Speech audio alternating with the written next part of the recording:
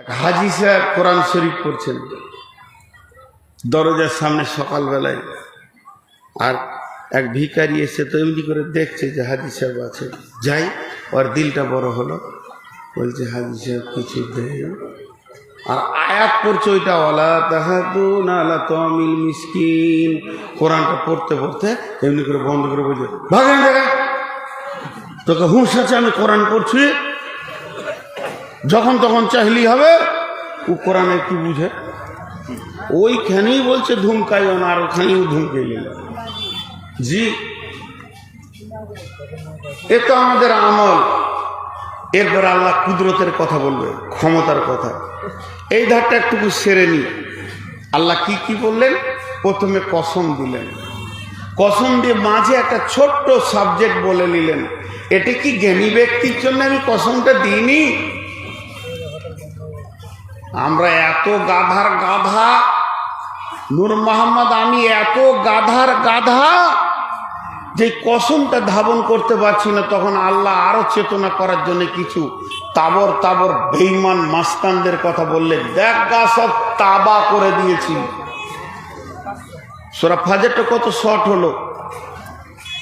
আমি কসম দিলাম তোদেরকে পাঁচটা, তোদের বিবেকের দরজা খুলবে না। দেখ গা আজ সামুদ ফেরাউনকে নিস্তে নাবুদ করে দিয়েছি। তুই কি ভেবেছিস আমার ক্ষমতা নাই? যখন মাল পাস তখন আল্লাহ বলিস, আর আমি পরীক্ষা করার জন্য যদি একটুকু ব্রেক করে দিই তখন আমাকে ভুলে বসিস। আর তোদের চরিত্র এত খারাপ, খালি লুটবো, এতিমের মাল কুক্ষিগত করবি না, এতিমকে কষ্ট দিবি না, আর তোর কাছে যে চাইতে আসবে তাকে ধমকাবি না। এত দূর বলা হলো, কিন্তু আমাদের অবস্থা কি? শুকরিয়া নাই। ছোট্ট একটা আপনাদেরকে গল্প শোনাই, জ্ঞান আছে এর ভিতরে। যে কটা বসে আছেন আর উঠিয়েন না ভাই, ভালো লাগছে আপনাদেরকে না বিরক্ত লাগছে? আমি একটা সূরা তাফসীর করছি। জি, গল্পটা কি? এক বাদশাহ বাড়িতে আছে, আর বাদশার মন্ত্রী বিদেশে সফরে গেছে। বিদেশে সফর থেকে ফিরে ও বিবির কাছে শুনছে যে বাদশার একটা আঙ্গুল কেটে গেছে। কিভাবে যে কেটে চালা জানে, কেটে পড়ে গেছে, শেষ। 20টা ছিল 19টা হয়ে গেছে। তো যতজন ওই দেশে আছে বাদশাকে এসে খালি বুকে হাত দিয়ে বলছে, স্যার হুজুর আপনার আঙ্গুলটা কাটাতে যে আমি কত কষ্ট পেয়েছি দেখাবার নয়, আমার কলিজাটা কাটা গেলেও ভালো ছিল, কেন আপনার আঙ্গুলটা কাটলো? এগুলো বলছে মানে বাদশাকে পান দিচ্ছে যে কিছু দিবে চাইবো তো, কিন্তু ওগুলো দরদ নয়। সকালবেলা মন্ত্রী ওর বিবির কাছে শুনেছে বাদশার আঙ্গুল কেটে গেছে। কি তো বিয়ে দেওয়ার পর ছেলেকে শ্বশুর ঘর যাওয়ার কথা বলতে হয়? 22 বছর জালসা করছি, কালেকশনে যদি আমাকে বলতে হয় তাহলে আমি বক্তাই নয়। ঠিক বয়ানটা জমবে আর জালসাওয়ালাদের কুটকুটি উঠবে। কালেকশন তো করবো রে ভাই, মনটা ভেঙে যায়, তাহলে কালেকশনই করি, ছেড়ে দিই আর বয়ান কি করে। চিঠি আসলে আমি কালেকশন শুরু করে দেব। বিষয়টা ঠিক জমে এসছে, আমি ঘড়ি দেখছি, আমি ঠিক জায়গায় কালেকশন ধরবো।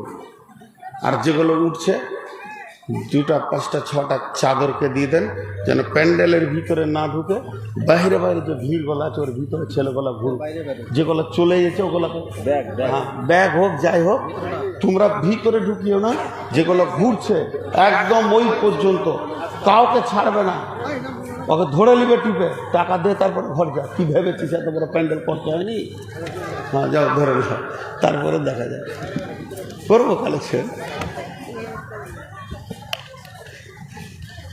তো এবার মন্ত্রী গেছে সকালে দেখা করতে, বাদশাহ মন ভারী করে বসে আছে। তো ভাবছে মন্ত্রী এসে কানবে খানি। তো মন্ত্রী এসে বলছে, স্যার হুজুর আঙ্গুলগুলো দেখি। ফেন করে দেখাইছে, বাদশার মুখটা তিতা হয়ে আছে। মন্ত্রী হাসতে হাসতে বলছে আলহামদুলিল্লাহ। ওর কলজাটা জ্বলে গেছে বাদশাহ। হাজি আলহামদুলিল্লাহ। ওর আঙ্গুল কেটেছে তো বলছে আলহামদুলিল্লাহ, তা আবার হেসে হেসে বলছে। তখন বাদশা বলছে, প্রহরী মন্ত্রীকে জেলে ভরে দাও, ওকে কতল করতে হবে, তবে এখন নয়, আমি একবার সফর থেকে ঘুরে আসি, তারপরে হবে ওর বিচার। মন্ত্রীকে নিয়ে গিয়ে জেলে ভরে দিল, তালা মেরে দিল। বাদশার মন্ত্রী কারাবন্দী হয়ে গেল। এখন বাদশা একটা ঘোড়া নিয়ে আর তীর ধনুক নিয়ে জঙ্গলে ঢুকে গেল।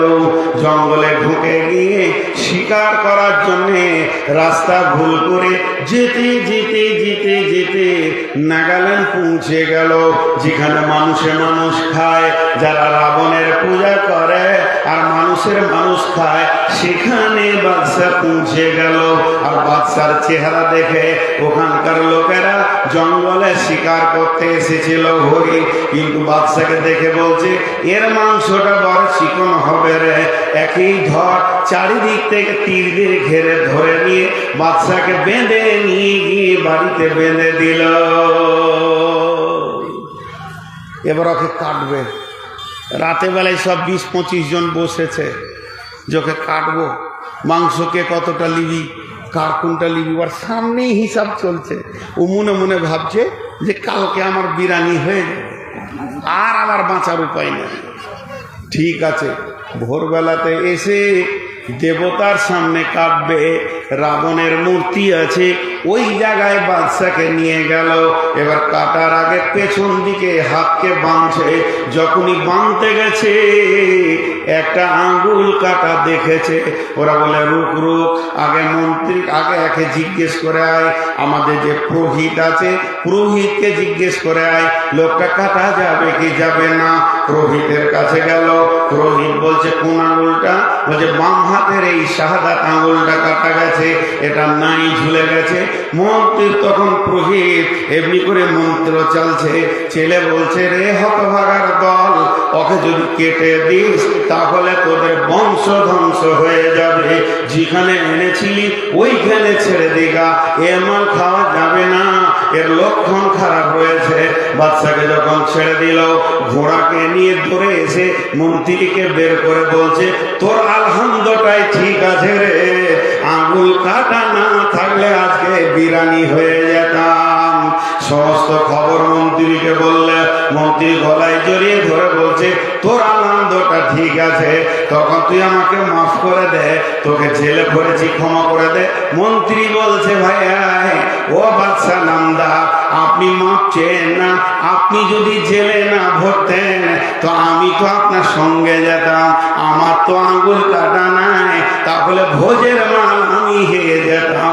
আপনি যে জেলে ভরেছেন এটাও আলহামদুলিল্লাহ।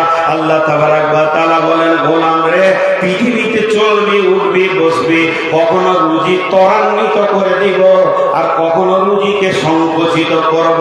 এ ব্যালেন্সটা আমার, রুজির মালিক আমি, নাহনু নারযুকুকুম ওয়া ইয়াহুম, অতএব আমার বিরুদ্ধে তোরা মুখ খুলবি না। ওয়াশকুরলি ওয়ালা তাকফুরুন, অশুকরের পরেই কুফরি কথা আছে, কিন্তু সবরের পরে কুফরি কথা নাই। অতএব তোরা শুকর করে নিবি, আমি আল্লাহর বিরুদ্ধে মুখ খুলবি না। আল্লাহ বলছে, তারপরেও তোদের রোগ খারাপ। আল্লাহ নিজের ক্ষমতার দিকে কথা বলছেন। কি বলছেন? বিসমিল্লাহির রহমানির রহিম। ওয়ালা তুহিব্বুনা ওয়া তাকুলুনা তুরাসা আকলাল লাম্মা ওয়া তুহিব্বুনাল মালা হুব্বান জাম্মা কাল্লা ইযা দুক্কাতিল আরদু দাক্কান দাক্কা ওয়া জাআ রাব্বুকা ওয়াল মালাকু সাফফান সাফফা। জি, এটা কি বলছে? ওয়া তাকুলুনা তুরাসা আকলাল লাম্মা। হ্যাঁ, এতিমের মালের কথা এখানেই বেশি করে বলছে না। তারপর আল্লাহ বলছেন, তোরা বেশি করে মালকে মহব্বত করিস। সব থেকে মহব্বতের বিষয় কি? মাল। বিবি মহব্বতের নয়, ছেলে মহব্বতের নয়। কতজন বিবিকে মেরে দিছে শুধু কিছু টাকার জন্যে। সন্তান মেরে দিচ্ছে টাকার জন্য ধনী হব, লাইকেশন করে নে, বাপকে লাঠি মারছে, ভাইকে লাঠি মারছে। গত কয়েকদিন আগে ফেসবুকে দেখেন সামান্য জমি নিয়ে দ্বন্দ্ব হয়ে ট্রাক্টরকে স্টার্ট করে বড় ভাই ছোট ভাইয়ের উপরে ট্রাক্টর চালিয়ে নিষ্পেষণ করে দিল। তার মানে ধরেলেন মাল এমন একটা জিনিস আমরা বেশি ভালোবাসি আর জমা করি, আর এর ব্যাপারে আল্লাহ বলেছে তোরা হুতামা নামে জাহান্নামে যাবি। ওয়াইলুল লিকুল্লি হুমাযাতিল লুমাযা আল্লাযী জামা মালাহু আদ্দাদা ইয়াহসাবু আন্না মালাহু আখলাদা। তোদের তিনটে গুনাহ আছে আর একটা খারাপ ধারণা আছে। প্রথম গুনাহ তোরা মানুষকে সামনে সামনে অপমান করিস, পরের গুনাহ তোরা মানুষকে পেছনে কথা বলে কষ্ট দিস, 3 নম্বর গুনাহ তোরা মালকে গুনে গুনে জমা করিস। আর তোদের ধারণা খারাপ কি আমার মাল আমার চির সঙ্গী হয়ে থাকবে। অথচ নবীজি বলছেন ওয়ানা সিন্দাদি আল্লাহু তাআলা قال رسول الله صلى الله عليه وسلم اتباع الميت ثلاثة فيرجعان اثنان ويبقى معه واحد اتباع أهله ماله عمله فيرجعان اثنان أهله ماله ويبقى معه واحد عمله। আল্লাহর নবী বলছেন শুনলে মানুষ যখন কবরে যায় তার সঙ্গে তিনটে জিনিস যায়, একটা তার আহাল বংশ যায়, একটা তার মাল যায়, আর একটা তার আমল যায়। কবরে যখন ঢুকে যায় তখন তার সঙ্গে তার আমল ঢুকে যায়, আর কবর থেকে 2 জন বিদায় নিয়ে চলে আসে। আল্লাহর নবী বলছেন এই মালকে তোমরা কি মনে করছো তোমার সঙ্গী হবে? আর আল্লাহ কোরআনে বলছে আল্লাযী জামা মালাহু আদ্দাদা ইয়াহসাবু আন্না মালাহু আখলাদা। তারা ধারণা করে আমার মাল আমার সঙ্গে থাকবে। আর সূরা ফাতিহা আল্লাহ বলছেন হুব্বান জাম্মা, তারা মহব্বতের সঙ্গে জমা করে। কাল্লা ইযা দুক্কাতিল আরদু দাক্কান দাক্কা ওয়া জাআ রাব্বুকা ওয়াল মালাকু সাফফান সাফফা। কখনোই নয়, জমিন একদিন টুকরো টুকরো হবে এবং ফেরেশতারা কাতার বন্দি দিয়ে দাঁড়াবে, আমার রব তাদেরকে নিয়ে কাতার বন্দি করে দেবে। অতএব কখনোই নয় তোমার মাল তোমার সঙ্গী হবে না। 5 তলা বিল্ডিং এর মালিক, জি কলকাতাতে 5 তলা বিল্ডিং এর মালিক, আন্তর্জাতিক ব্যারিস্টার, খালি এমনি করে হিলে গেছে, একবার ভূমিকম্প হয়েছে তো বিল্ডিং ছেড়ে ফাঁকা মাঠে দৌড়ছে। মাল কি কাজে লাগলো? দৌড়ে হাঁপাইছে, তখন আর বিল্ডিংটা নিতে মন যেছে না, 2 মিনিটের লেগে। আর যেই বন্ধ হয়ে গেল ভূমিকম্পটা ফের ঢুকে পড়লো ওখানে, ফের মালের মহব্বত, ফের ঝাড়, ফের রং কর, ফের বাল্ব লাগা। আর 2 মিনিট আগে দৌড়েছে ও সুরা, ওর কি রুমের ভিতরে আছে, যখন বিজলি কারাক মারে তখন চুমকে উঠে, আর যখনই বিজলি কারাকটা বন্ধ হয়ে যায় তখনই মালের পেছনে পড়ে যায়। আমাদের চিট এমন আমরা মালকে জড়িয়ে জড়িয়ে ধরি, কিন্তু আল্লাহ বলছেন না, যখন এরকম হিলান শুরু হবে মানুষ তখন মাল ছেড়ে দিয়ে নাফসি নাফসি করে দৌড়বে। তোমার মাল তোমার সঙ্গী হবে না। ওজি ইয়াউমাইদিন বিজাহান্নামা ইয়াউমাইদিন ইয়াতাযাক্কারুল ইনসানু ওয়া আন্না লাহু যিকরা ইয়াকুলু ইয়া লাইতানি কদ্দামতু লি হায়াতি। জাহান্নামকে যখন টেনে নিয়ে আসবে 70,000 লাগাম দিয়ে, এক একটা লাগামে 70,000 করে ফেরেশতা থাকবে, তখন তারা বলবে ইয়াকুলু ইয়া লাইতানি কদ্দামতু লি হায়াতি, যতদিন বেঁচে ছিলাম কিছু মাল যদি পাঠিয়ে রাখতাম তো কাজে লাগত। দেখেন এই কমিটি চিঠি দিয়েছে, কালেকশন করেন, ওদের চিঠি দেওয়া ভুল, একবার অন্যায়? জি না। যতটি লোক ছিলেন কই সে লোকগুলি? আজকে এই প্যান্ডেল, এই ডেকোরেশন, এই লাইট, বক্তা, সাউন্ড, মাইক, জেনারেটর, বিশাল একটা খরচা কমিটি করেছে, একদম জান প্রেসান দিয়ে খেটে শুধু মাদ্রাসাটার জন্য। আর আপনারা যদি চলে গিয়ে এই সব জিলিপির দোকানেই সময় কাটিয়ে দেন, তাহলে মাদ্রাসা মধ্যখান থেকে মার খাবে ভাই আমার। এরই জন্যই ওনারা ইশারা করছে, লোক চলে যাচ্ছে কিছু দেন। আমি খালি একটা জিনিস দেখতে চাইছি, আর কয়েকটা আয়াত আছে, ওই আয়াতগুলো তর্জমা করব, ওই আয়াতগুলো তর্জমা করব, ওই আয়াতগুলো তর্জমা করব। আমি নূর মোহাম্মদ বলছি, ইনশাআল্লাহ আপনারা যদি বসে থাকেন আমি আয়াতগুলো তর্জমা করব। লোক যথেষ্ট রয়েছেন, কিন্তু একটিবার 5 মিনিটের আমাকে একটা বিরতি দেন, 5 থেকে 7 মিনিট। যদি আমার এখন খুব কোনো চাপ আসে, আমি তো মানুষ, আমি তো ফেরেশতা নই, আমাকে অত্যন্ত পেচ্ছাপ লেগে গেছে, ধরেন আমি একটু পেচ্ছাপে যাব, 5টা মিনিট ছুটি চাইছি, তো এই 5 মিনিট হয়তো কেউ একটা গজল বলবে, আমি চলে আসবো, তো এটা মানুষকে ছাড়তেই হয়। তো অতএব আমি আপনাদের কাছে 5 থেকে 7 মিনিট টাইম নিচ্ছি। 7 মিনিট যে হবে আমি আবার আয়াত ধরে নিব। এই 7 মিনিটের ভিতরে আমি 10টা লোক দেখতে চাইছি, যারা 4000, 5000, 10000, 2000, 1000, 1000 থেকে 10000 পর্যন্ত 10টা লোক একবার লাভদায়ক বলেন। এই পরে এডিট করবে, এখন কেউ উঠবে না, পরে কেটে দিও। কেউ আছেন আল্লাহর গোলাম, রসুলের উম্মত কেউ আছেন 1-2000 দেনেওয়ালা? আমাকে কেউ দিবে না। জি, একজন উঠেন, 1000 টাকা, 1000 টাকা একজন উঠেন। 2000 টাকা দিব। দেখেন, চাইছি 1000, বলছে 2000। আছে আল্লাহর গোলাম, মাশাআল্লাহ। এই 2টা কোরআন আছে, আমার বাবা, আমার একটা বোন মাশাআল্লাহ ইন্তিকাল হয়ে গেছে, জি, জি, জি। তার জন্য দোয়া হবে। আর আমি 2000 টাকা দিচ্ছি। দেখেন, 2টা কোরআন কালাম পাক এবং 2000 টাকা তিনি আব্বা এবং বোনের জন্য দিলেন এবং নিজের জন্য টাকা দান করছেন। তো আল্লাহ তাবারাক ওয়া তাআলা বরকত দান করুন। আর কেউ আছেন ভাই?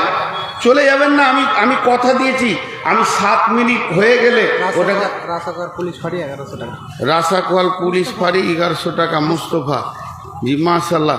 দেখেন, ইনি 2000 টাকা দিচ্ছেন, কিন্তু আমি ওয়াদা করেছি, আমি কারোর সঙ্গে ধোঁকা দিই না। শেখ, হ্যাঁ, 1000 টাকা আমার পরিবারের লেগে। 1000 পরিবারের লেগে। হ্যাঁ, 1000 আমার মায়ের জন্য, মায়ের শরীর সুস্থ, মায়ের জন্য 500। হ্যাঁ, এই 500 টাকা আমার বাবার জন্য। মাশাআল্লাহ, জি জি জি, কতগুলো দেখেন, মায়ের জন্য আলাদা, আব্বার জন্য আলাদা, পরিবারের জন্য আলাদা, বোনের জন্য আলাদা। আমি দোয়া করবো ইনশাআল্লাহ, দোয়া করে দেবেন, 100 বার দোয়া করব। আর কেউ আছেন? আর 5 মিনিট আছে, 5 মিনিট পরে আমি দোয়া করব, দোয়া করে আমি আয়াতগুলো পড়বো ইনশাআল্লাহ। কেউ আছেন? এই ছেলেগুলো কই? এই, আরে বাপ, ঢুকে যাও ভিতরে, এবার ভিতরে ঢুকে যাও। যতটি লোক আছেন আপনাদের কাছে চাদর গেছে, একটাও টাকা বাড়ি নিয়ে নিয়ত করিয়েন না। মাশাআল্লাহ, মাদানী সাহেব চলে গেলেন উনি? হ্যাঁ, আচ্ছা আচ্ছা, মাদানী ভাই, আর তো খানিক সময়, আপনাকে দেখা করলে খুব খুশি হতাম, চলে যান না। জি, আর কেউ আছেন? আর 4 মিনিট আমার ওয়াদা মোতাবেক। ওই, তোর মোবাইলের লাইট বন্ধ কর। ছোট ছোট ছেলে, এই মোবাইল ওর হাতে আছে গো। আর কেউ আছেন আল্লাহর গোলাম? 4টা মিনিট দেখবো। ভাই আমার, নামটা জানি না, একজন 2000, একজন 3000, একজন 1000, আর একজন দিলেন পরিবারের জন্য 1000, আব্বার জন্য 500, মায়ের জন্য 500, এবং বোন আর আব্বার জন্য কালাম পাক দান করেছেন। মাবুদ গো, তুমি রহমানুর রহিম, দানগুলো তুমি কবুল করে নাও, তার নিয়তকে তুমি পুরা করে দাও। মাগো, রুজি রোজগারে বরকত দিও, হালাল উপার্জন করার তৌফিক দিও। আব্বাকে, বোনকে যারা কবরে চলে গেছে, তাদের কবরকে নূরে মানোয়ার করে দিও। আল্লাহ, তাদেরকে তুমি ক্ষমা করে দিও। আল্লাহ, তোমার আদালতে যদি তারা আসামি হয়ে যায়, আল্লাহ তুমি মেহেরবান, মাফ করে দিও, কারণ তারা তার জীবিত মানুষটা তাদের জন্য দান করেছে। ও আমার মা, ওরে আমার বোন, এই দানটাকে আল্লাহ তুমি কবুল করে নাও। কত ভালো মানুষ, আমাকে দেখে অনেক ভালো লাগলো, নিজে এসে দান করে গেছে। মাবুদ তুমি কবুল করে নাও এবং তার মা বাপকে জান্নাতুল ফেরদাউস দান করবে। যেদিন জান্নাতে মা বাপকে দেবে, একই জান্নাতে আল্লাহ তুমি সন্তানকে দিও। ঈশ্বর বাবা আমিন। আপনার কেরানির স্ত্রী এ দুটা বালা, একটা চেন আছে চাঁদির, আর 100 টাকা দিচ্ছে। মাশাআল্লাহ, কেরানির স্ত্রী, এটা দুটো পায়ের, ওর পায়েরটা অন্যজন দিচ্ছে। পায়েরটা অন্যজন, আর কেরানির স্ত্রী দুটো বালা, একটা হার আর 100 টাকা।